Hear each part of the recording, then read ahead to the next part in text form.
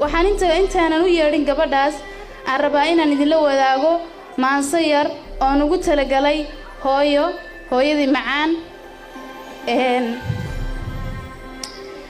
hooyaday maalintaan bilaabay inaan wax curiyo waxay iga codsatay inaan gabay u sameeyo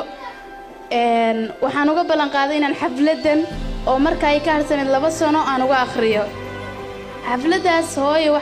waan ka ballan qaaday laakiin Allah u naxariisto hooyo maansadan waa hadiyadaan hooyada ugu talagalay waxaan si gaar ah ugu mahadcelinayaa maamulaha oo iga ogolaaday inaan dadka la wadaago waxaan ahay naftigiiyo sida dhuuxa uga mida waxaan ahay dhankeediyo ruux beerka uga dhigan dibka uurka iga jira ruux indhaha ka dheediyo waxay ahayd nafdheeliga iga jecel dhankeede dhabtii barbaarisiyo dhabarkii layga jeexayay afkaan dhiginare dhawaaqin midii sharaxday macaan ruux kala dhib iyo dhiib taan garab dhigaynay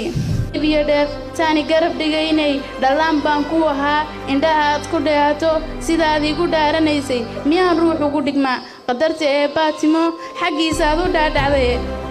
dharaarka ammaan tageen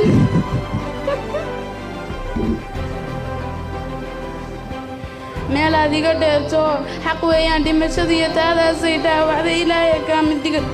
dadkii wanaagsan